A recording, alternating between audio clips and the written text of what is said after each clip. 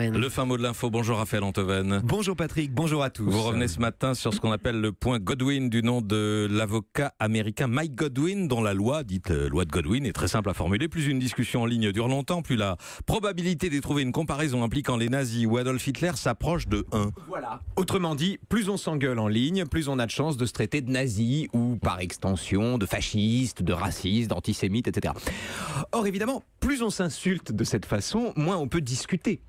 De sorte que l'invocation du point Godwin, comme on dit, que Mike Godwin n'a pas théorisé d'ailleurs, l'expression n'est qu'une application de la loi qui porte son nom, l'invocation du point Godwin se présente a priori comme l'allié du débat. Lutter contre le point Godwin ou repérer le point Godwin quand il se pointe, c'est à première vue combattre la surenchère qui empêche l'échange. Si vous dites à première vue, ça veut dire que vous n'êtes pas de cet avis. Oh, pas sûr Patrick. Écoutez, honnêtement, je me suis tellement moi-même fait traiter de nazi, raciste, homophobe, islamophobe, fasciste, etc., que je peux d'expérience assurer nos auditeurs que le point Godwin existe et que ça compromet la discussion, effectivement.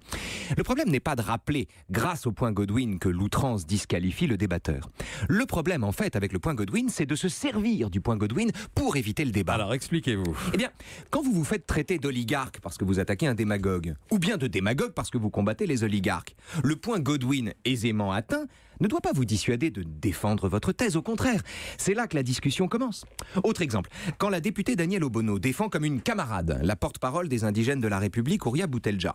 D'excellents républicains l'ont contredite sur le terrain des idées. Malheureusement, des abrutis en ont aussi profité pour couvrir Madame Obono d'injures racistes. Résultat, au lieu d'opposer des arguments aux arguments, Danielle Obono et ses amis, invoquant opportunément, mais à juste titre, le point Godwin, ont rangé contradicteurs et racistes dans le même panier afin d'éviter un débat essentiel sur la mixité et la laïcité. En un mot, quand le point Godwin sert à jeter de l'eau sur le feu, à calmer les esprits, à rappeler qu'on peut être laïque sans être islamophobe, blasphémateur sans être raciste, ou féministe sans être féminazi, comme on dit, il n'y a rien à dire.